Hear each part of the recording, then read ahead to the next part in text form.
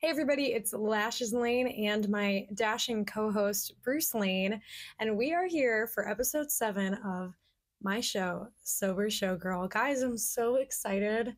It's been 7 episodes already, and the love and support is just everything. I'm really glad to be connecting with you guys in this way. It makes my heart so happy, and I just really love doing this. I can't wait to see how it grows, and I'm just really excited to cover so many topics and talk about sobriety with all of you. Buddy, this isn't your show. He's going right up to the camera right now, and hopefully he doesn't steal anything. Buddy, Brucey, come on. So before we get into today's topic, I just wanted to talk to you guys about my weekend. First thing that I wanted to gush about, I went to Target and I found this thing called the Instant Mani, and I put them on Friday and they are still on. I had to re-glue the thumb once, but they look so good. They're like a shiny blood red color. I'm obsessed with the shape, and I just love that it's this nice rounded almond. It looks kind of like vampire blood. So sexy. I don't like press-on nails typically, but these ones are really good. It says they're supposed to last up to 2 weeks, or they can last up to 2 weeks. I don't know. I did have to re-glue my thumb, but we'll see. I'm really excited to give them a shot, especially if they do last for a little while, because getting your nails done every month, like I do, gets kind of expensive. So this might be a really fun way to switch it up for me. I love it. I think the brand is called Olive in June, but yeah, I found them at Target because I was getting ready for my photo shoot, and yeah, they look great. And then on Saturday, I had a photo shoot with my group Bad Witch Burlesque. If you follow my page, you've seen clips of me and my coven just having the best time and performing together. We did our first photo shoot of the new year, and it was like a Galentine's theme because our show is called Love Magic. And every February, we do kind of like a love theme show because it's Valentine's Day, and I just really like the whole love theme, and I love to see where the creativity goes with it. And some are like heartbreak numbers, some are like super lovey-dovey and cute, and it's just a lot of fun. But we did a photo shoot that was very Valentine's Day, and we had balloons, and it was so much fun. I do have a vlog that will be coming out on the YouTube channel all about it, so stay tuned for that. It's pretty exciting. You guys heard it here first. So let's get into some of these topics. Let's get into some of these frequently asked questions. I wrote them down because I got to keep myself on track, guys. I don't write a list. Might not happen. That's one thing you got to know about me, is I have a list for my list so I can make sure that I get shit done.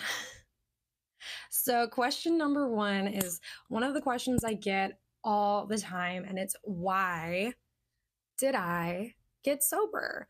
So for me, I wanted sobriety for quite some time. I just didn't know how to achieve it. I just had so much fear of missing out, FOMO, I guess, because if I wasn't drinking, then what would I do? Like, how would I keep my friends? What was I going to do socially, you know?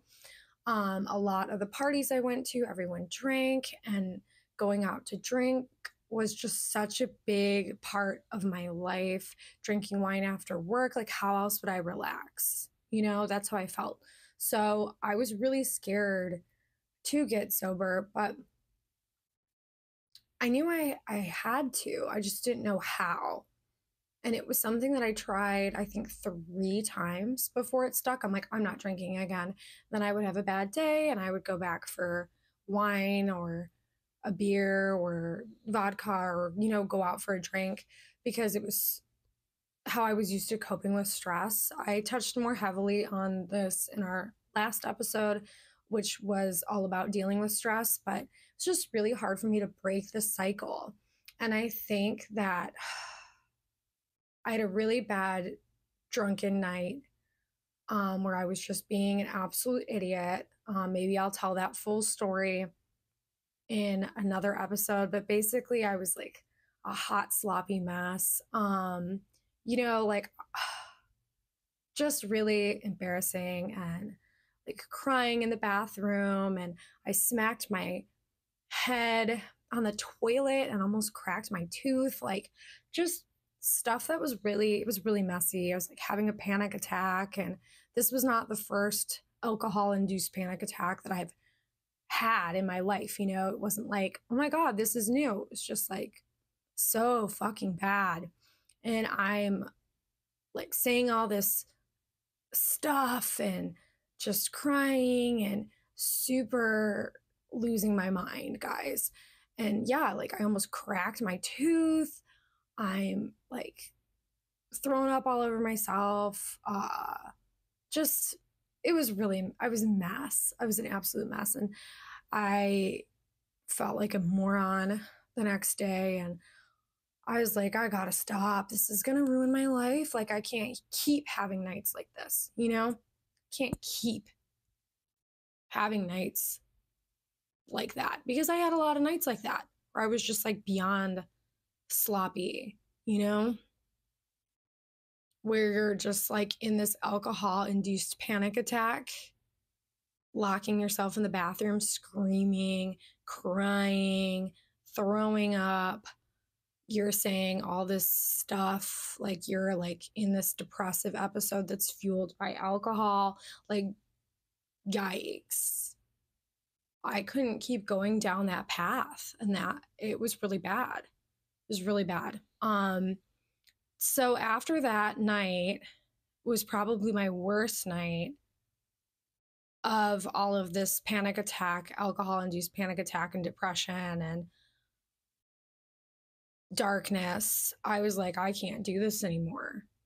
I can't. I gotta change. I had the worst hangover that I had ever had. My tooth is like throbbing. I'm surprised that it's not like a dead tooth now, Yeah, like I would like lock myself in the bathroom. It would be a fine night. Everyone was like, oh, that was a fun night. But then when I got home, I would just get so dark and depressed and like just scream and cry and have these depressive, intrusive thoughts and just be like the worst version of myself and have these panic attacks and just really, really get into like a dark, depressive, scary place. And I just knew I couldn't do that anymore. Yeah. I woke up with like that horrible hangover and I just felt like really mortified, and I knew I had to make a change or my life was just going to get destroyed by this pattern.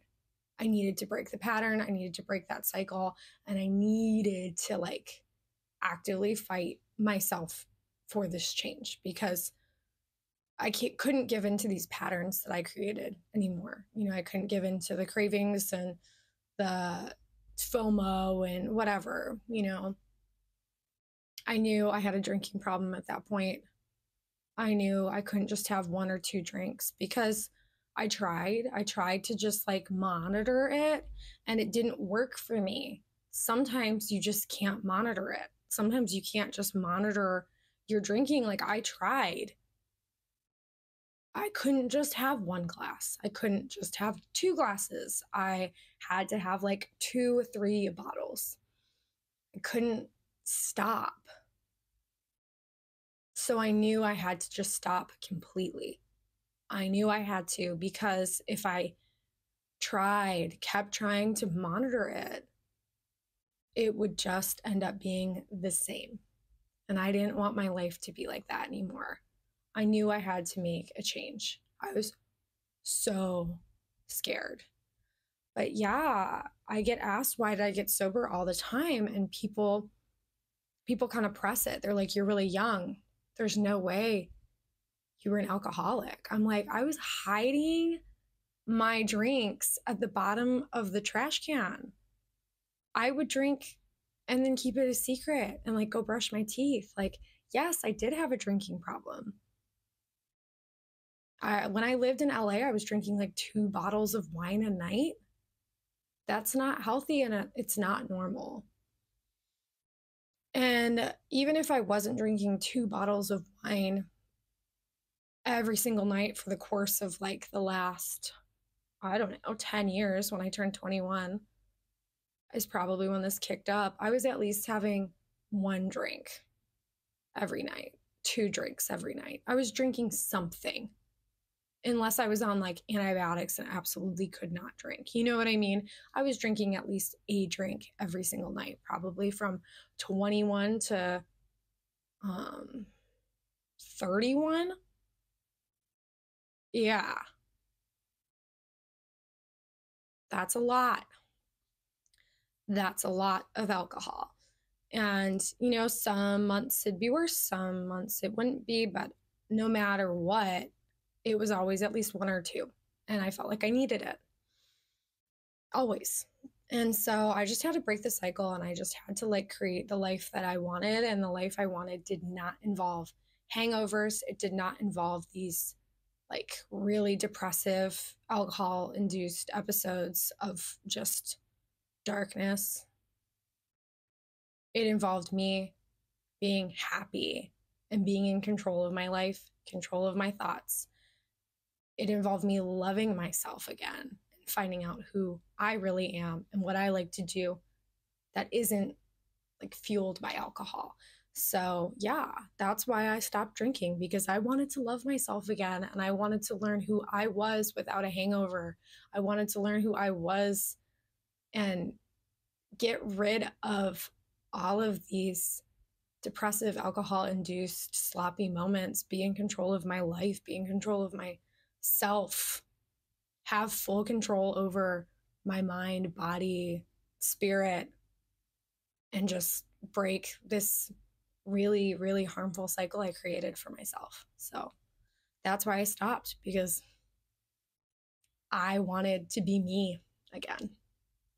I just want you guys to know that if you are struggling like I was struggling, and you are on the fence about making a change, it was really the best thing I ever did for myself, and it was really scary, but it's just really worth it. And I just encourage you to stay strong and look within, and always remember why you are making a change. Everyone's journey is different. Everyone's journey is different, but your journey is so important. No matter what your reason is to be sober, it's important, and your journey is just really fucking important. So keep your head up high, and don't let the pressures of society and all of the peer pressure and all of that get to you, because what you're doing is important for yourself, and you got to put your needs first. You have to. And then think about, I mean, all of your other relationships in your life, the ones that are worth it anyway, get better once you get sober too. Friendships get better. And if you lose friends because they don't like that you're sober, fuck them. Honestly, fuck them. If you're worried about getting sober because you're like, oh my God, what if I lose friends? Fuck those people. Truly, like, they don't deserve to be in your life. They don't, because if they're not going to be there for you in your journey, and if they're not going to be there for you for something that's really important to you, they're not really like good friends. And if they would rather be at the bar drinking, and they would rather be with the version of you that is not the true you and is not the you that you want to be, they don't deserve to be in your life. You will find new people. Trust in that. You will find new people. You will find a new community that you will thrive in. And you don't need those people bringing you down, because you deserve to be the best version of you. We deserve to be the best versions of ourselves. And we don't need to be around people who are going to bring us down. We don't. We don't. Because why? That's just going to make us go backwards, or it's going to make us go on the same cycle, and we don't want to be in that cycle. We want to break out of that. So just stay true to yourself, hold your head up high, and remember that your journey is really important. My next question that I get asked all the time is, how can I stop drinking? It's a tough one. I got asked this the other day at Sprouts when I was shopping. Someone was sampling a non-alcoholic beverage and they were like, oh, well, you can spike it if you want to. It would go good with vodka. My sister and I were like, no, no, no, we don't drink. So this is actually great for us. And they said, you don't drink? How? And we were like, oh, well, we just don't anymore because we're at a grocery store. We're not gonna get into like a whole thing, you know. She doesn't drink because she has Hashimoto's, and I don't drink because I was an alcoholic. It's just stuff that like we don't really need to get into, you know what I mean? So they were like, I really don't want to drink anymore. I don't know how to do it. And I was like, all right, well, let me just give you a little bit of advice. So I gave a few light pointers, but the one thing that I did say that I'll say to all of you guys too is you have to want the change. You can't stop drinking, and you can't stop doing anything that you're addicted to if you don't want the change. It's got to come within. You have to want it. If someone in your life wants it for you but you don't want it, you're not gonna do it. You have to want it. And if you're listening to this and you're sober or curious, or, you know, you're thinking about becoming sober, I'm telling you, you have to want it. And I know you want it if you're here. If you're here right now listening to this, you want it. I feel like there's different ways for everyone. I know some people who have done AA meetings online. That wasn't for me. I did not want to go to a group in person, but I really did think about it and I looked it up. I didn't want to do it. So I joined a lot of Facebook groups instead. I looked on Sober Talk a lot. I followed different podcasts and I just kind of did it at home. I was homeschooled, so maybe it makes sense that I just kind of did it DIY by myself. But I know a lot of people will do AA on Zoom. They'll go to meetings in person. There's a lot of different groups out there, and finding what works for you is really the best. Finding a sober buddy is great. If you have other friends that don't drink, link up with them or spend more time with them. Stay out of the party scene. Stop going to clubs for a little while. You know, if you're a clubber, just stop going for a little while. Give yourself a break. Or, you know, if there's a friend that's always trying to pressure you to drink, take some time away from that person. And if they continue to do it after you express that you are on a sobriety journey, take a break from that friend or cut them out forever, honestly, because they're not a good friend to you. If they're not going to respect your journey, like I just said, they're not a good friend. They're not worth it. And that sucks. That sucks to say, but like, friends come and go, man. The ones that are forever. But some are just there for like a small part of your life. And if people aren't going to respect where you want to go in your next chapter, they don't deserve to be in that chapter. Period. There's a lot of different ways to get sober. I leaned heavily on like non-alcoholic wines as like a replacement. I kind of used it as a crutch, not gonna lie. It worked for me.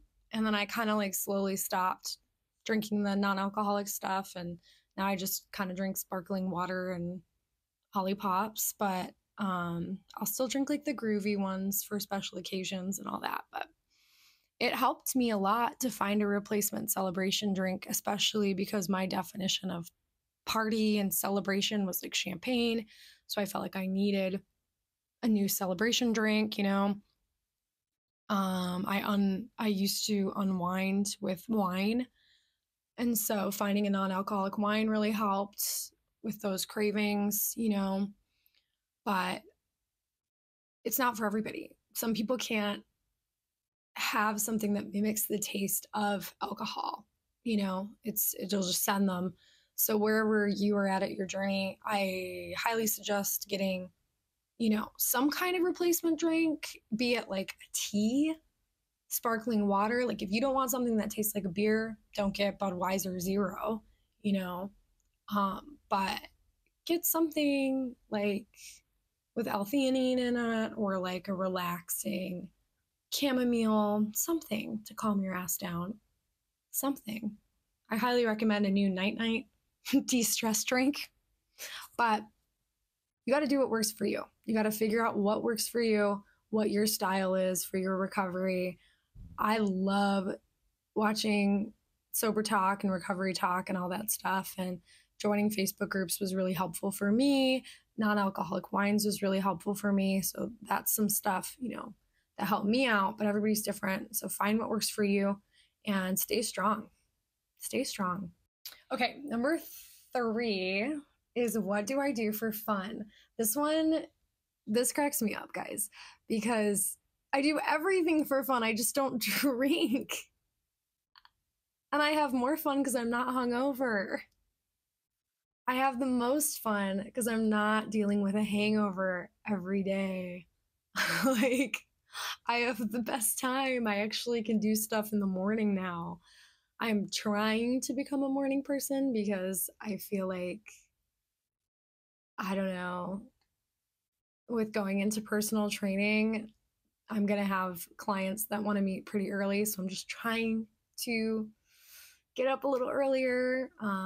But it's not a problem because I'm not hungover.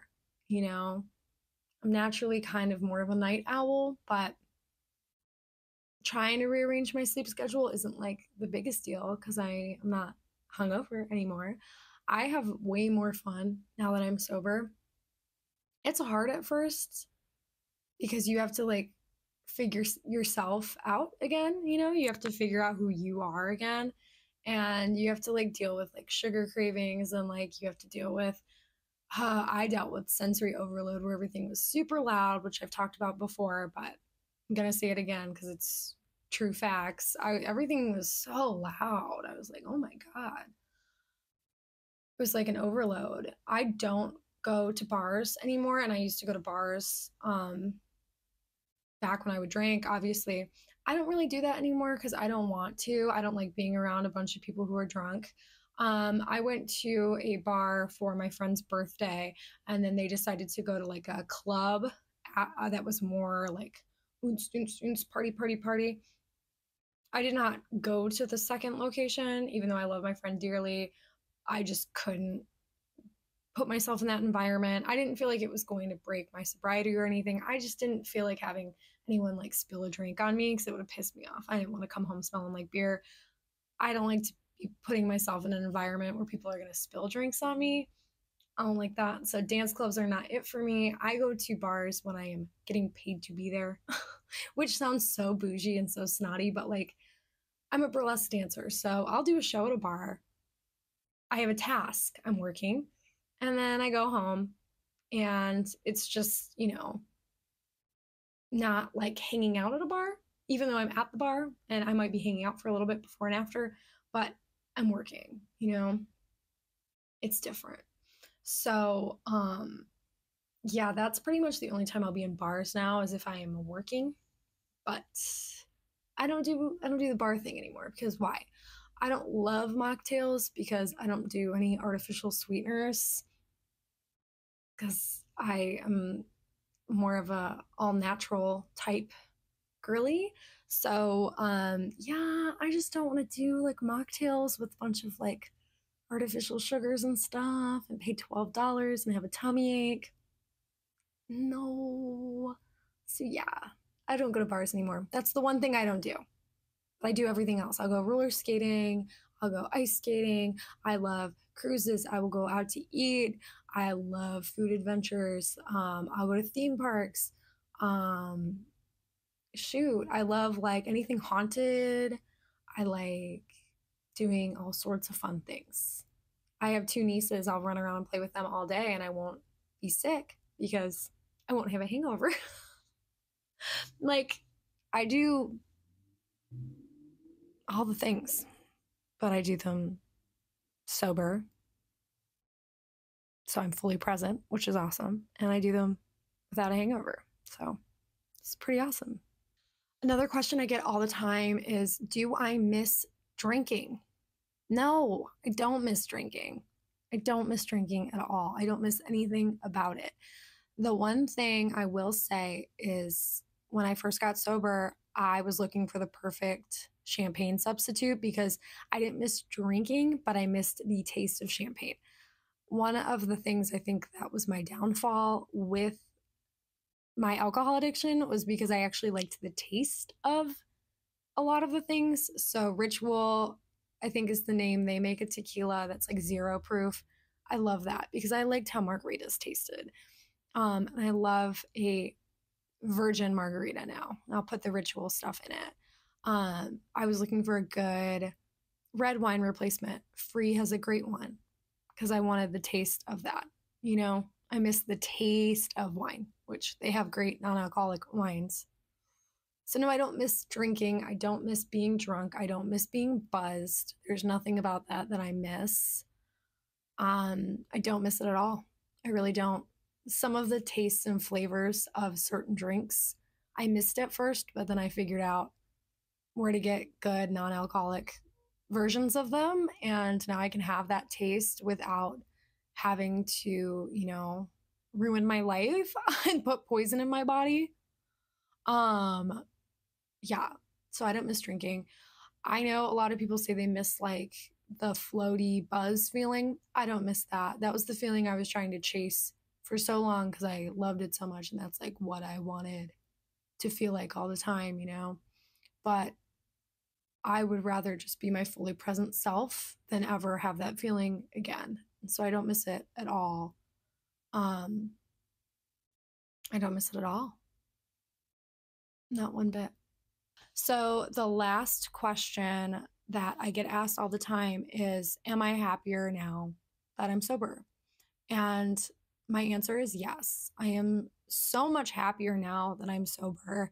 And that's one of the reasons why I created this podcast, is because I want to share that with all of you guys. It is such an amazing thing. And I really feel like I'm becoming the best version of myself every day. I'm not hungover and I am not feeling like I need a drink anymore.